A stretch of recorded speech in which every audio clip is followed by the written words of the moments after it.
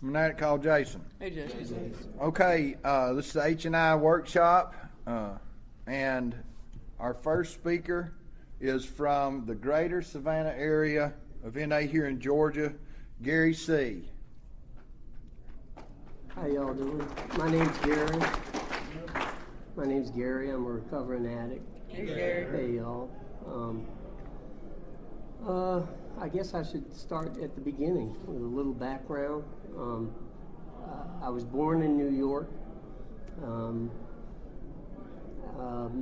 My family moved from New York down to Georgia back in the 70s, and so my using days and my growing up days basically were St. Simon's Island, Brunswick, Georgia, right in that area there. I did live briefly in Atlanta, and then I joined the Navy back in 1983, and I got clean in Virginia in Newport News up there, and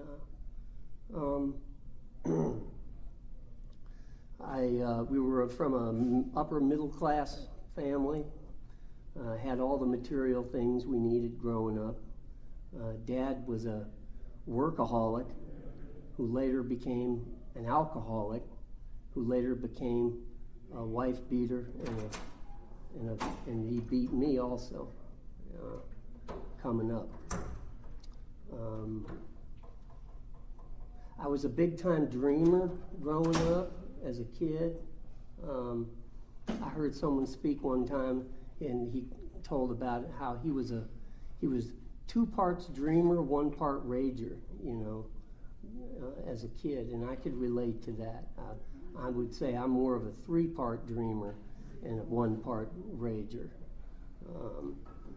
I was molested when I was 10 years old, and I liked it, so I didn't tell anybody about it. And later, during my using and while I got clean, caused a lot of confusion in my life. I started using right around 16, right off the bat, drinking, swallowing, smoking, snorting, whatever I could get my hands on.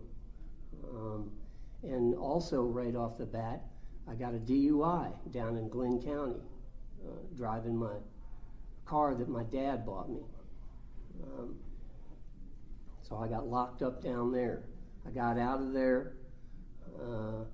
I finished high school, and as a teenager, I basically, both of my parents were very permissive, and I really did whatever the hell I wanted to do. So by the time I was a senior in high school, I was already looking for something else. And I didn't know it was help, really, but I ended up going to therapy, outpatient therapy. I had a lawn mowing, I cut my neighbor's lawns, and I made like a few dollars, and I was able to pay my therapist on a couple of dollars on a sliding scale. And that was my first attempt at reaching out for help.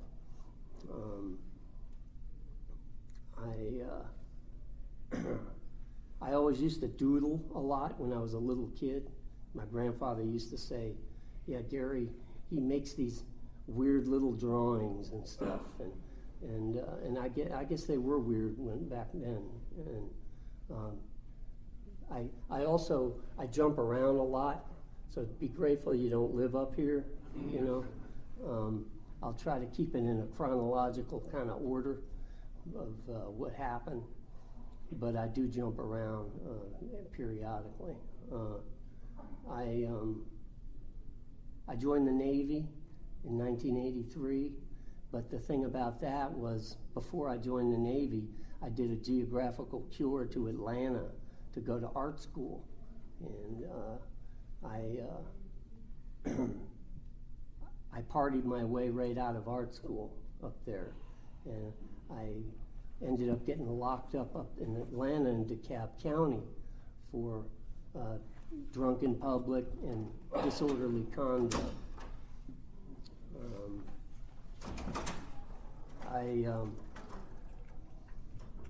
I ended up joining the Navy with that history behind me. Back in the 70s, they had a thing called a waiver process where you would raise your hand and you'd swear to the Navy that you'd never touch drugs and alcohol again. And if you did that, they would let you in. They'd take you in. You know, all you had to do was swear it on paper. And so that's what I went ahead and did.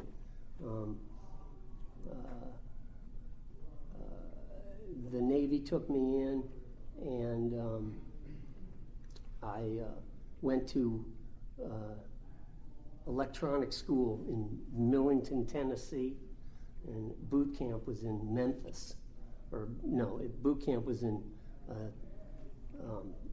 Florida. And then I went to Memphis, Tennessee, to school out there.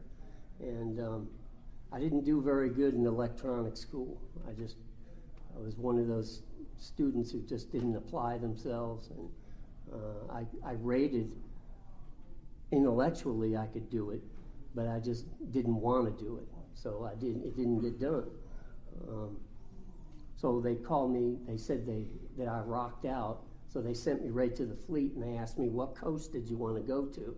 I said, I'll go to the East Coast because my family was from the East Coast, you know. Not that they were, at that point, were not a very big influence in my life, but I wanted to be able to see my mom. So I picked Norfolk Naval Base. So they sent me to the Eisenhower, and but before I went there, I asked them if I could go to alcohol and drug rehab. And that was my first time that I actually dealt with my using. I asked for some help, and they said, sure, we'll send you to drug rehab. And I completed that in Memphis, Tennessee. And then they sent me to the fleet. So I get on the ship about 2-3 months later, from leaving Tennessee, and I got sexually assaulted by a group of about 5 of my shipmates who were all senior to me. They were ranked above me, and right away I kind of just, me and another shipmate that happened to. And I buried it, you know. I didn't tell anybody about it. I was ashamed about it. You know, all the feelings that we have about sexual assault I had. I rationalized a bunch of shit about it, that it was just an initiation, you know. That's all it was. It was just, you know, everybody goes through it, you know. And turns out not everybody did, but 2 of us did go through it. And so I buried that. About this time, I was stationed in Norfolk, and I was going to the other fellowship, going to the liquid fellowship. And I managed to actually stay abstinent for about a couple of years. But I wasn't working any steps. I didn't get a sponsor. I would go to meetings and sit way in the back. I'd be the first to leave and the last person to get there. And I didn't talk. What I was thinking was that I was going to learn how to use successfully. I wanted the drugs and alcohol to work for me. And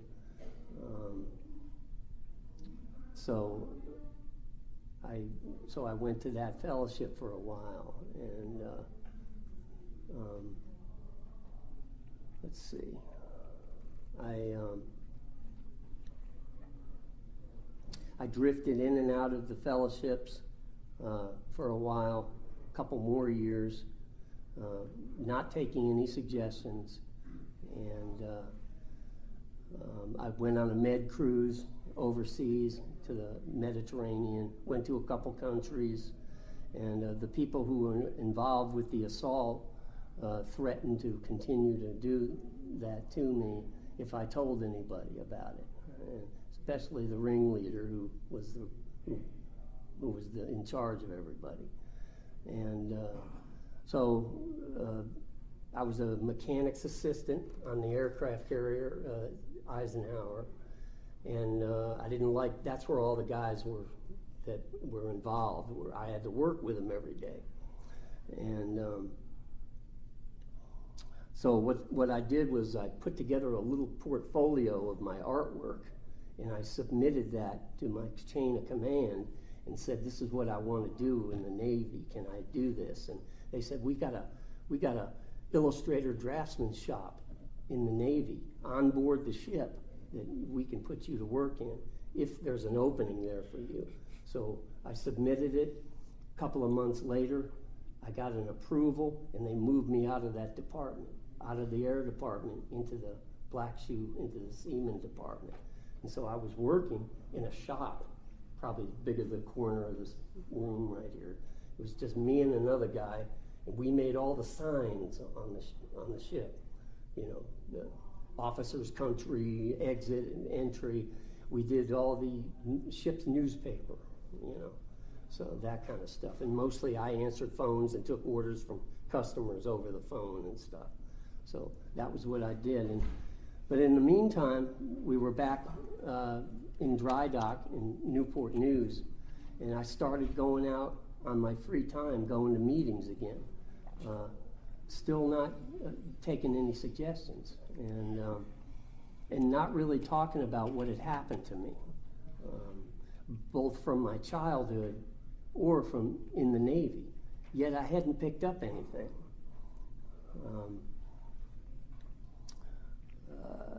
I got sick for some kind of sinus infection, and I went to sick call over at Portsmouth Naval Hospital.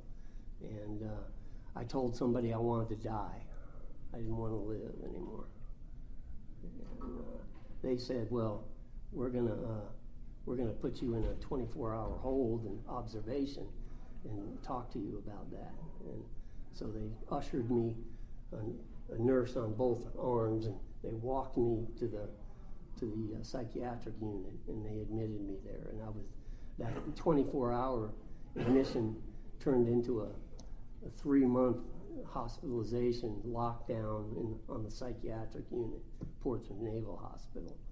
And I remember looking in the mirror, you know, in the ward, and I didn't even recognize myself. I must have had some kind of emotional breakdown or a nervous breakdown, and I was like, shit, who the hell is that? You know, I looked at myself in the mirror, and I didn't recognize myself, and still hadn't picked up anything. Prior to that, prior to the breakdown in the hospital, I've been going, I stumbled into a few NA meetings, and I met this guy in the local Newport News Fellowship, and he said he looked like somebody that I could talk to. He looked approachable. I can't really describe it, but it looked like somebody I could talk to about stuff, you know. And I said, would you be my sponsor, you know? And he said, well, he was reluctant. And he said, you know, give me a call next week and we'll talk about it. And then I got hospitalized, and then I got locked up in the psychiatric unit. And I called him from the psychiatric unit. I said, this is where I am, you know. He said, I'll come talk to you. I'll come see you over there, because we could have visitors. And he came in, and he had a couple of pamphlets, NA pamphlets with him. And I can remember sitting, waiting for him. He come in the door, and the staff of the hospital was around me, and they saw he was coming towards me to talk to me. And I overheard the staff saying, well, what's he going to give him, you know? What's he going to do for him, you know? And little did they know that he was to become my sponsor for the next 30 years, you know, which is how long I've been around this program.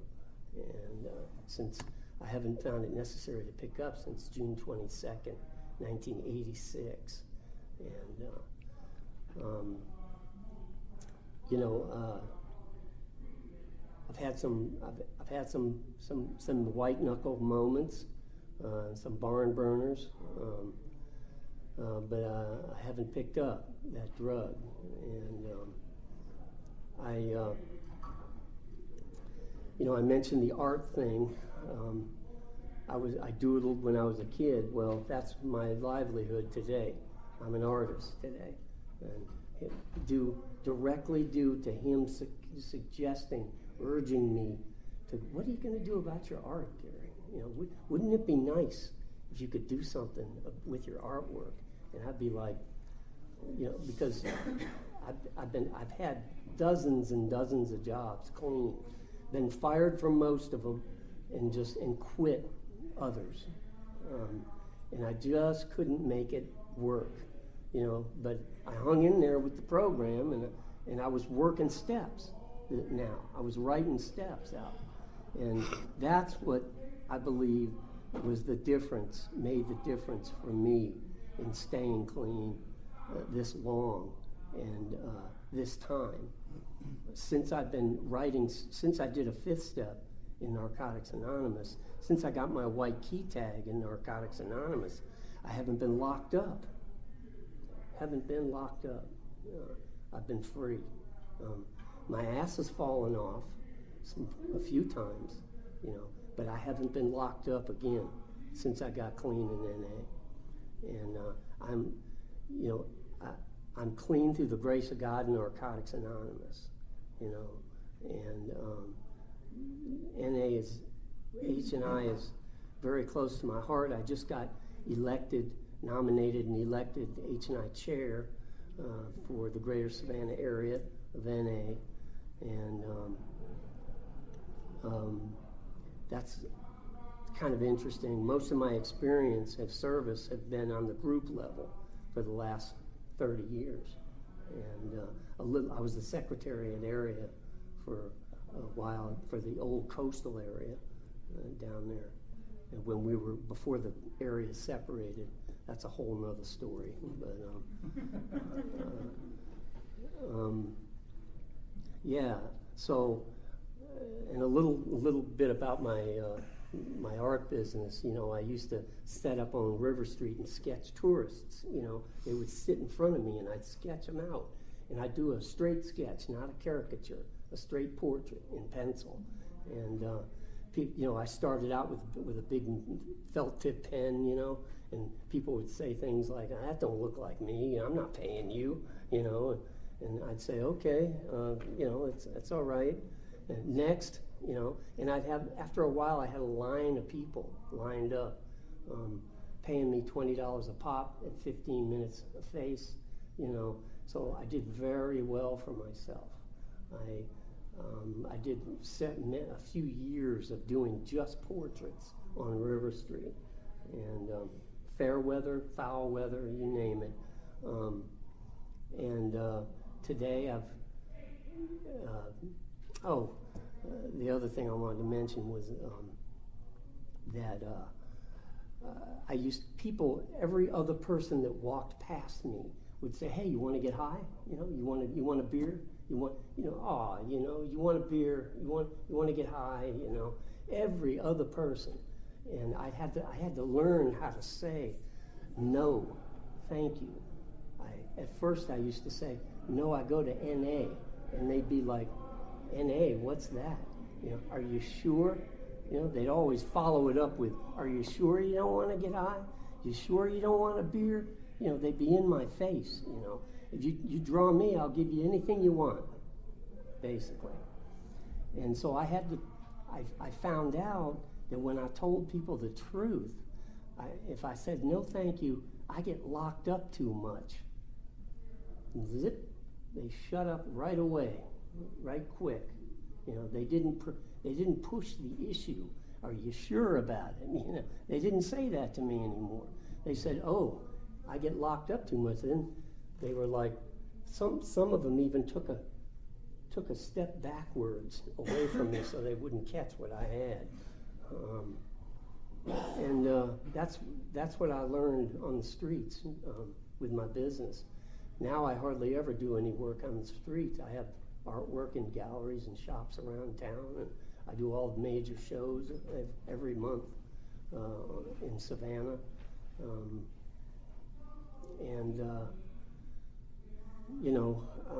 H&I is very close to my heart. I noticed when I got elected, the structure was already in place. In other words, there were already people, there were already panel leaders, members willing to carry the message.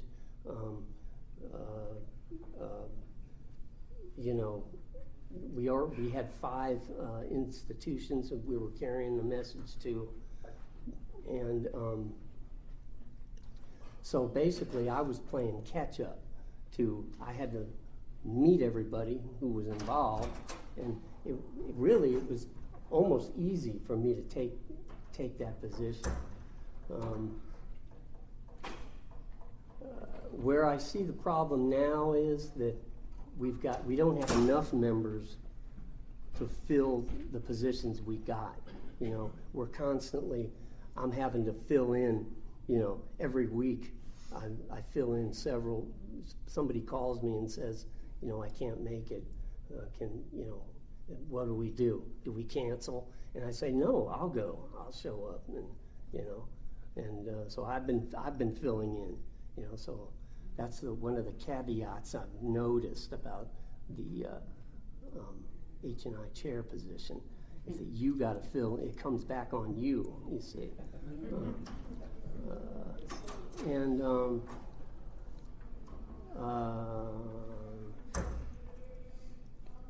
that's about it. I want to thank Jason for asking me to come out and share a little bit about H&I and about my story. Thanks for letting me share. Appreciate you. Thanks, Gary. Okay, and our next speaker is from Northeast Georgia. This is Mandy B. I'm Mandy. I'm an addict. Hey, Mandy. I'm grateful to be here. I'm grateful to be asked to fill in this position for service work. To give you a little background, I was born November 20th, 1988, in Ohio. I moved to Georgia, but when I was about 4. I do come from a broken home. My father was an alcoholic and beat my mom. My mom finally got tired of it. I was molested by my brother. They finally divorced when I was about 9, and that's when I discovered my father's DOC, so I decided to try it, and I liked it. So at 9 years old, I had already started putting in.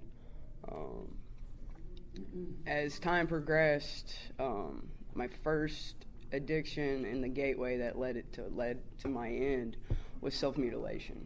I don't hear it talked about a lot in the rooms, but that's something that changed the way that I felt, and it was the gateway that led me to everything else. I had the moral compass. I knew the difference between right and wrong. I just chose to do the wrong thing. Let's see. I'll fast forward a little bit, not talk about too much how I qualify. And when I got in recovery when I was 24, I was actually introduced to somebody when I got locked up the last time, and I had an extended stay. My higher power put someone in my life for a reason. I actually met them in active addiction. I remember being in jail, and she was actually my bunkie. So by the time I got to the end of my addiction, or the end of my using, she was actually the person I called, and she actually did a 12-step call on me. I remember one of the last nights of my active using, I had another addict have me up against a wall. Is at that point I was like, this is what my life has come to. For me, the emotional bottom I hit was, it was like being a dog chasing its tail in a cul-de-sac. There's no end. For me to be so young, I knew there was so much more out there for me. So at 24, I ended up going into having my friend come pick me up, and she's like, all right, I need you to sound more intoxicated than you really are. About that time, I had done everything I told her I was going to do, because it's when I discovered honesty. She brought me to where I live now. I was 10-13 into Athens Regional, and I stayed there for about one day, and they took me into Mile Street Detox.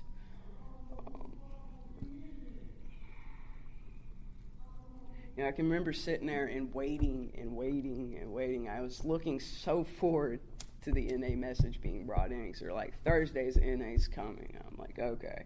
I've done heard these other guys all week. Like, I'm ready to hear an NA message. But unfortunately, NA didn't show up.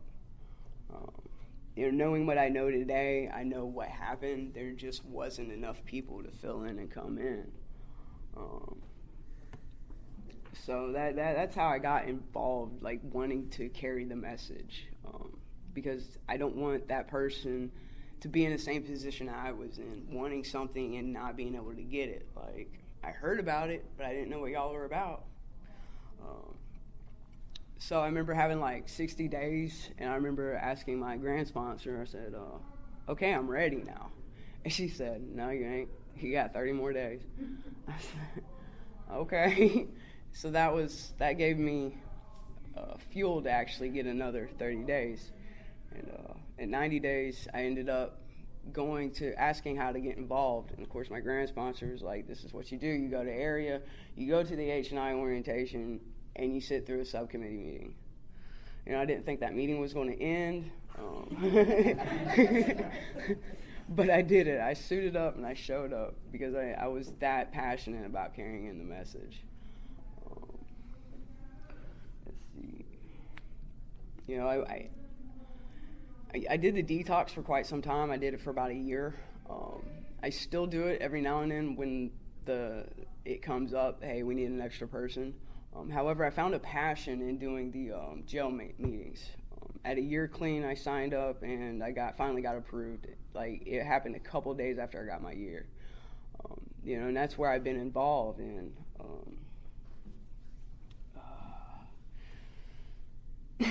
So I'm going to talk a little bit about my sexual orientation, because I feel like, for me, it's something that I have to talk about. All my whole life I've always been bullied about my sexual orientation. I go into the jails and I identify as a female. My sexual orientation does not dictate my gender. It just doesn't. So with that being said, I remember going into my first jail meeting and fear consumed me. It wasn't because they wasn't going to let me out. I knew they were going to let me out. It was the fact that the fear of my sexual orientation. Hey, you can't carry in a message to the females, or don't hug that female, or just a lot of the scenarios that I made up in my head, just like we do. And that fear went on for about a year. It wasn't until I kept suiting up and showing up that I had to put my focus on something else. I focused on carrying the message. And the message that I carry in the word anonymity of faceless people. It's not about what I look like, it's about the message that I'm carrying. And it took my sponsor helping me with that. Because it's just something I've struggled with, and it's taken me a long time to get to the point that I'm at now. 4 years later, I'm now the jail panel coordinator for the Athens Clarke County Jail. Someone called me, said they needed help, and I stepped up and I showed up and I continued doing what I'm supposed to do. However, the thing that hurts my heart the most is the fact that we got 2 men that go in and they can't always show up. We had this incident with the old panel coordinator that was taking in church folks, people from the other fellowship. It just wasn't H&I guidelines. And, someone called me, asked me about it, and I said, I'll do it. but it's hard to get men involved doing the jail meetings. H&I period. It's sad, but it's true. As being a female, I have like 4 women that are like dedicated to this thing. So far, trying not to burn them out too much. So more will be revealed on that. But seeing the surrender in the women's eyes when I carry the message it makes it all worth the while. My heart fills with so much gratitude, especially when I see them on the outside and they thank me. And of course they're like, "Do you remember me?" And I look at them like, "You look so much different in street clothes." Like, I recognize the face. But yeah, carrying the message reminds me that I have a message. Last year I took a year off because I've been involved with service since I had like 9 months, like straight everything I could get my hands on I've been involved in, at a area level. It keeps me clean, just because I didn't have the experience of, H&I being brought into me, or because, like I said earlier, like I was in jail, and like that jail I was in don't get that privilege. And that's what I tell the women at the jail all the time. Like, I didn't get the privilege. Had I had, like, my story might look a little bit different. However, that wasn't the case. Oh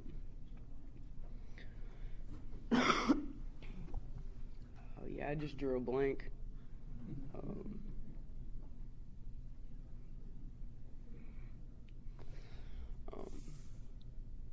Yeah, that's all I got. Thanks for letting me share. Thanks for sharing.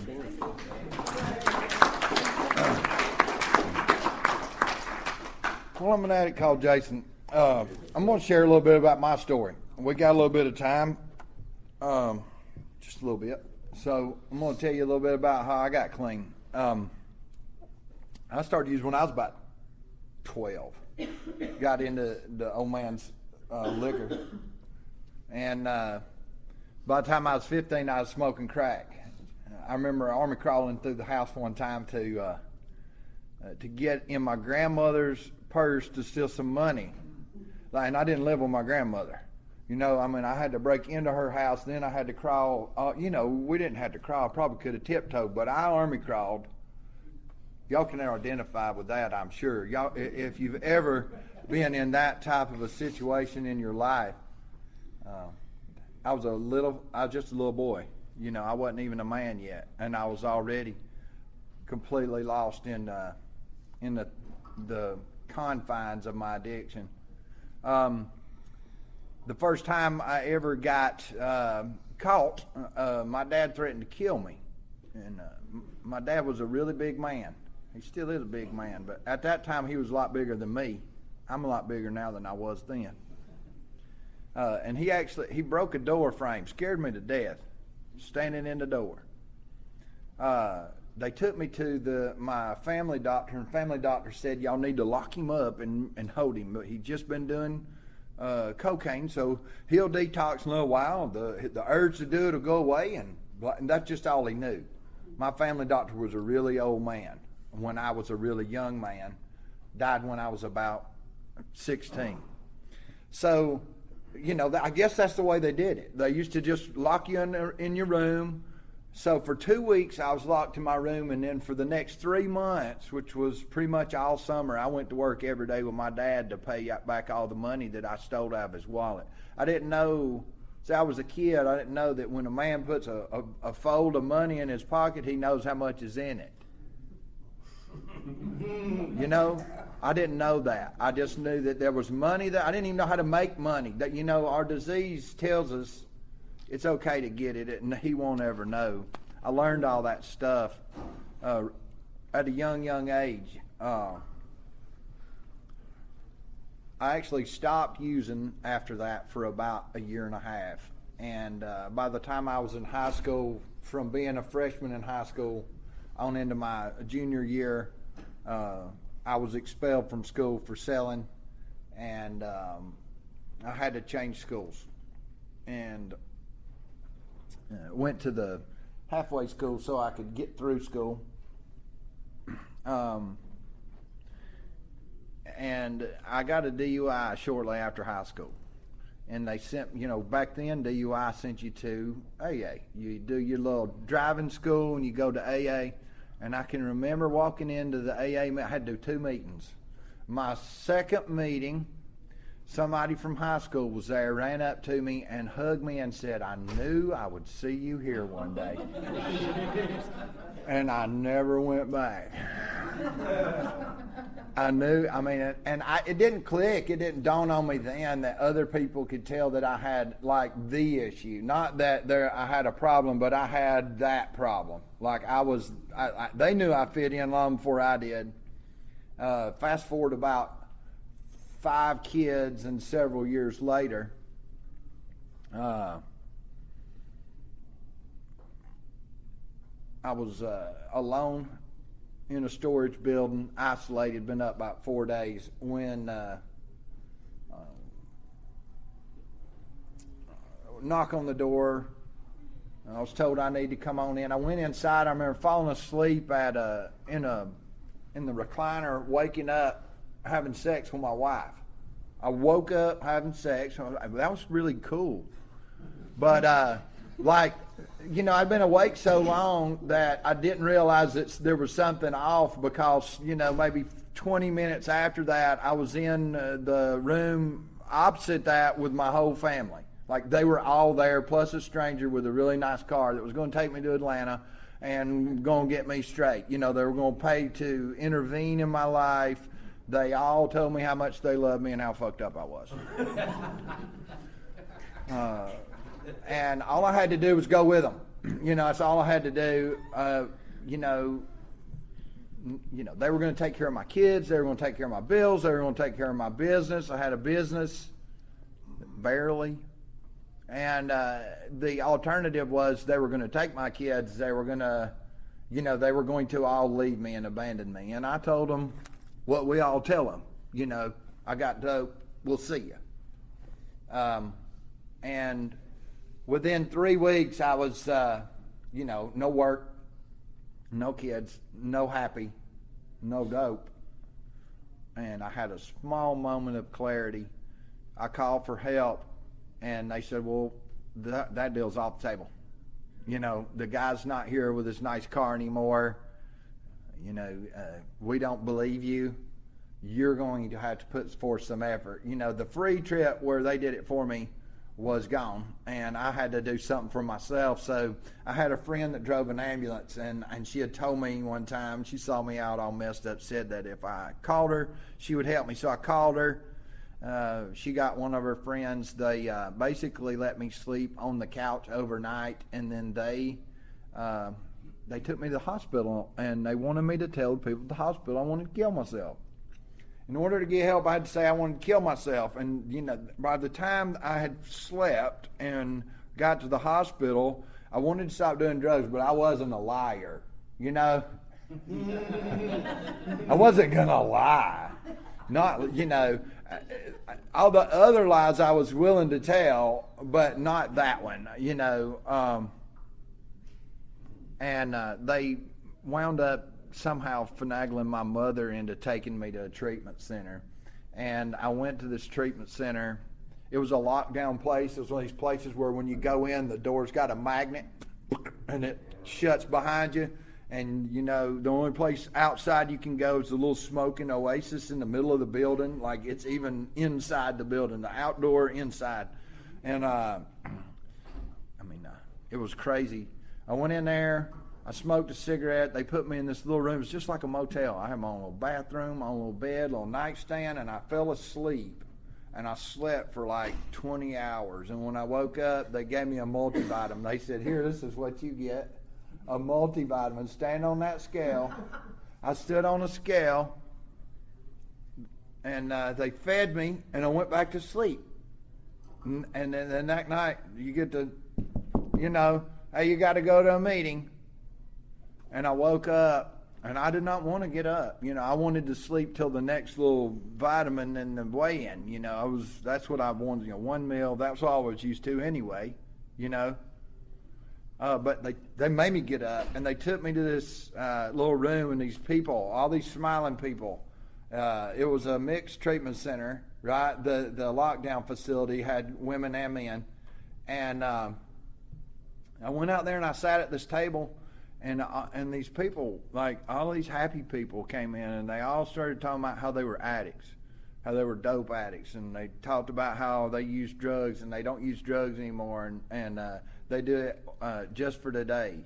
You know, as long as they don't pick up today, they don't get high today, and they do it one day at a time. And then, they all hugged me. It was crazy. They all hugged me. I wasn't used to that.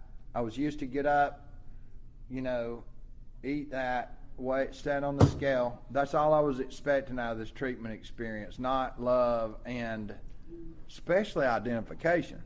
I identified with what they said. And like a good addict, 4 days later I was cured and I checked myself out. But part of the stipulation of getting let out, see, they actually cleaned all my furniture out of my house and put my house on the market in those 4 days. And I had to go stay with my mother. I was a grown man. It lived at home in 15 years at least. I had to move in with my mother, and part of the stipulation was I had to go to an NA meeting every night. So I got to go to NA, very similar to, the last one there and the first one to leave, barely made a prayer. I was 79 days clean when I picked up. And 2 years, exactly 2 years from that day, give or take 45 minutes, maybe an hour or two, about 12 angels with flak jackets and machine guns and little laser sights came in and took me away to prison for 2 years, just like that. And their words were something like, "Get on the ground and blow your fucking brains out." And I was like, okay. That's how I stopped using this last time. I didn't have a choice. I had an intervention. I wasn't going to stop this last time. But I had a different experience with NA when I got out of prison. I got out of prison. There was no NA in prison. None. There was one NA book in prison, and the guy that had it would not let you read it. He would take it back to the library and check it right back out and take it back to his cell. He was the NA guru guy at the prison, and that was okay. I mean, it was good that somebody knew what the hell they were talking about. He had basic text recovery, and if you've ever known anybody with basic text recovery, that's the good shit to me. That's the recovery that I like. Is where's it in the book? That kind of thing. I heard a lot of that. Take the cotton out of your ears and put it in your mouth the first time I came in, and when I came back, that basic text recovery is what kept me. When I got clean this time, I've been doing service since I was about 30 days clean. I was the GRCNA. Y'all ever got hooked into that? Mm-hmm. You want to sit? Let's go to area. I'll meet you there. You can watch me. That one? And that's what happened. And I'm sitting there at area, and they said, "Oh, wait a minute. I got to go somewhere," and I never saw that girl again, ever. I still this day. I've never seen her in a meeting again. It was like I got to go to area to relieve her of her cleanliness, because as far as I know, she's not clean anymore.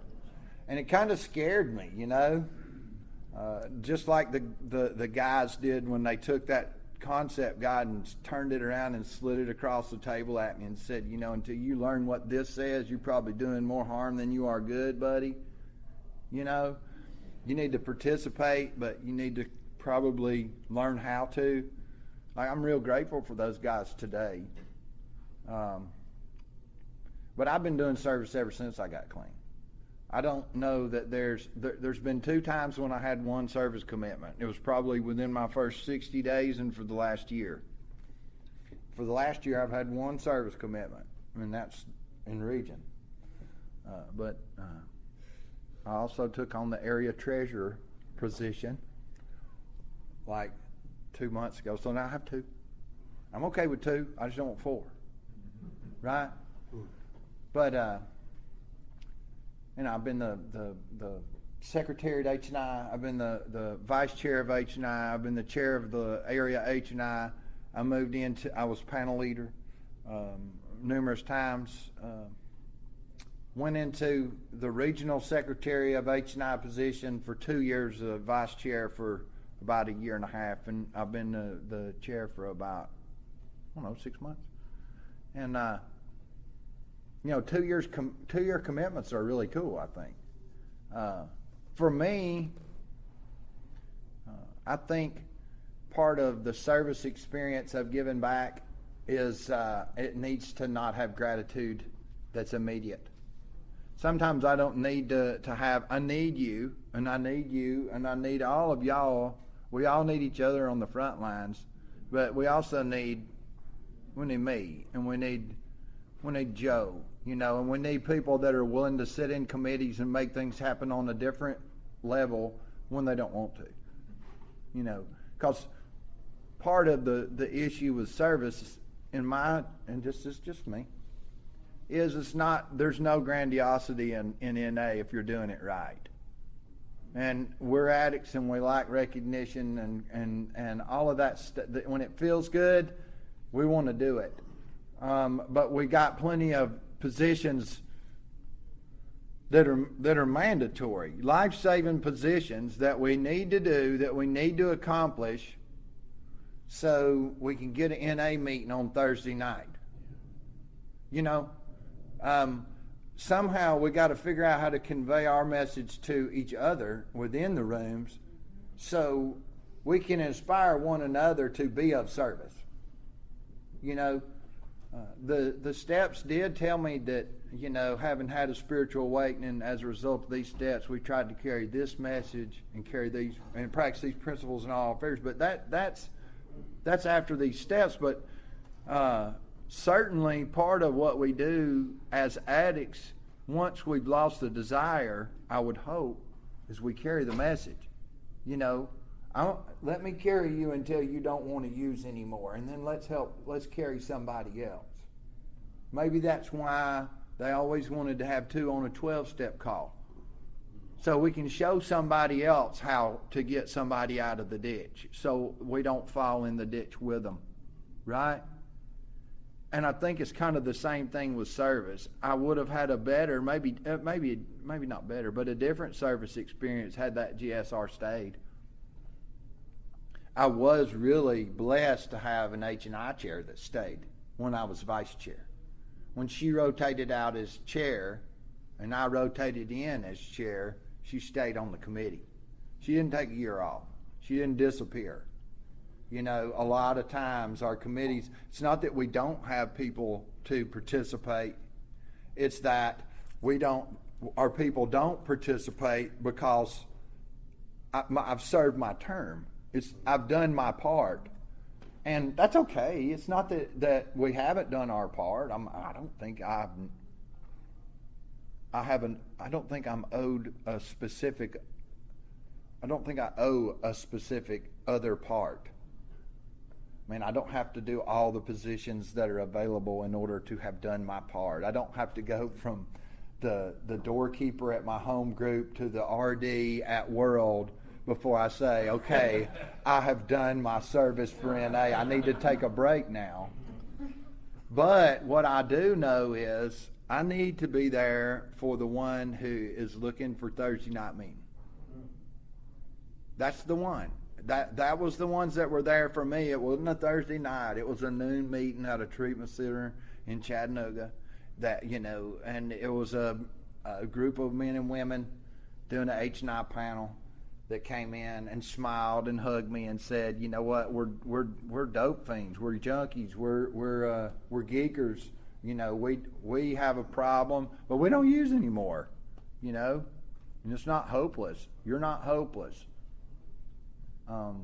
But that's what NA's done for me. H&I is my chosen passion. H&I is where I give back because it does have those feel-goods. I've been in prisons. I've been in detox facilities. I've been in jails. I've been to probation offices. I've done PR work through H&I. I have met people all over the country. I have phone numbers of people all over the country. I know people with clean time that I put on a pedestal, and I know people with clean time that that I've learned not to put on a pedestal. All through service. And if I could share one bit of experience through my service is smile at somebody. When you're being of service, the best thing we can do to somebody, wherever you are, in your home group, area, smile at somebody. You know, how many of you want to go to area? Just raise a wing. You know, you don't have to get a hand up because when you might look, but you know what? H&I doesn't happen. H&I is a subcommittee of area. Without area, there is no sub. Okay? Without area, there is no subcommittee PR. There is no activities. Conventions, you got to have a sub to get your convention. Area is necessary. That's what I'm trying to say. And you know, you're necessary in my recovery. If I don't know you, that doesn't mean you're not necessary. Without people in the rooms, I can't stay clean. Well, another lesson I learned, I shut up. Maybe it's the first time I got clean. I don't know. I can't remember. But this guy, he said, if I'm in a room full of addicts and somebody were to just drop a bag of dope in the middle of the floor, I'm pretty sure we could get that joker and flush it together. But if I walk up on a bag of dope or a piece of dope without another addict there to help me, I don't know what's going to happen. I know what's going to happen if y'all stay. I'm going to make it. But I have to do my part. When y'all that is, I have to stay. If I want to make it, I have to stay. If you want to make it, you have to stay. And recovery comes with that, I hope. It comes and goes. It waxes and wanes, I think. Spirituality is relative, I think. But clean time is not. You either have it or you don't. And you know how to get it? One day at a time. Time takes time. That's all. Thanks.